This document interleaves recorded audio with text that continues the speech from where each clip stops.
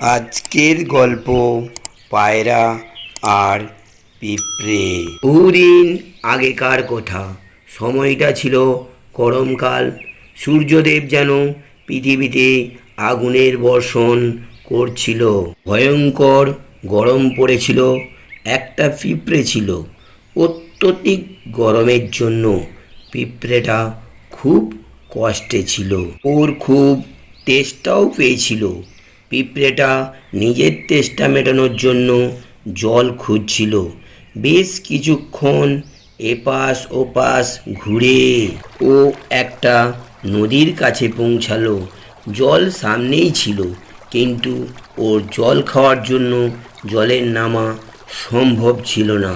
এজন্য ও একটা ছোট্ট পাথরের ওপর উঠে পড়ল। আর যখনই ও জল খাওয়ার চেষ্টা করতে লাগলো, ও জলে পড়ে গেল। আর বাঁচার জন্য চেষ্টা করতে করতে জোরে জোরে চেঁচাতে লাগলো, বাঁচাও বাঁচাও, আমায় বাঁচাও, কেউ বাঁচাও বাঁচাও, আমায় বাঁচাও বাঁচাও বাঁচাও, কেউ আছো, আমায় বাঁচাও।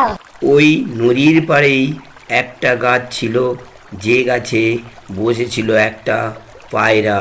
তার ওর জন্য খুব কষ্ট হলো। আর পায়রা পিঁপড়েটাকে বাঁচানোর জন্য একটা উপায় ভাবতে লাগলো, কিন্তু ও ভেবেই পাচ্ছিল না ও কি করবে।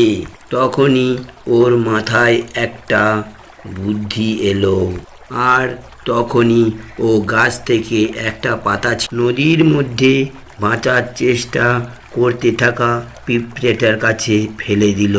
পিঁপড়েটা পাতাটার কাছে পৌঁছে ওই পাতাটার উপর উঠে পড়ল। কিছুক্ষণ পর ওই পাতা ভাসতে ভাসতে নদীর কিনারায় শুকনো জায়গায় ঠেকলো, যেখানে পায়রাটা আগে থেকেই পিঁপড়েটার জন্য অপেক্ষা করছিল।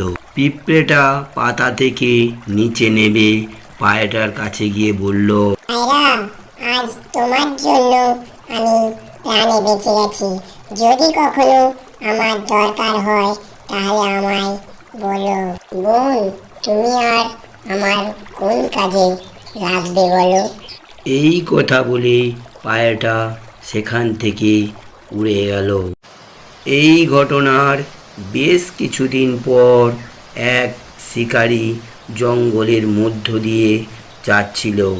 ও সেদিন কোনো শিকার না পাওয়ায় খুব দুঃখে ছিল।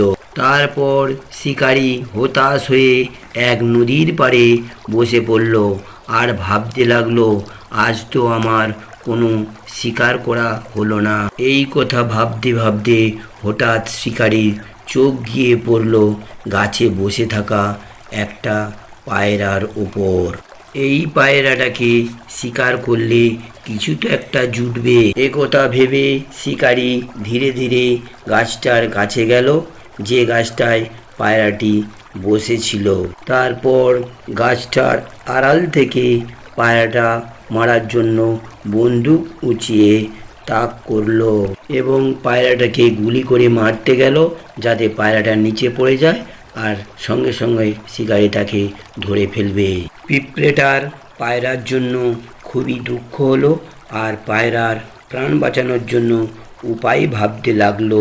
আর যখনই শিকারি তার বন্দুক চালাতে গেল, ঠিক সেই সময় পিঁপড়ের মাথায় একটা বুদ্ধি এলো আর ও সঙ্গে সঙ্গে এগিয়ে গিয়ে শিকারির পায়ে কামড় বসালো আর জোরে কামড়ে ধরে রাখলো। শিকারির লক্ষ্যভ্রষ্ট হলো এবং গুলি পায়রার নিচে দিয়ে বেরিয়ে গেল। আর পায়রা তখনই সেখান থেকে উড়ে চলে গেল। শিক্ষা, কারো ভালো করলে সব সময় ভালোই হয়। তো বন্ধুরা, আজকের গল্পটি আপনাদের কেমন লাগলো তা কমেন্ট করে জানাও।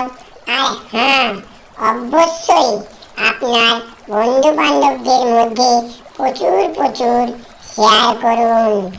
আর যারা এখনো চ্যানেলটিকে সাবস্ক্রাইব করনি, তারা চ্যানেলটিকে সাবস্ক্রাইব করে পাশে থাকা বেল আইকনটি অন করে দিন। আবারও দেখা হচ্ছে পরবর্তী কোনো ভিডিওতে।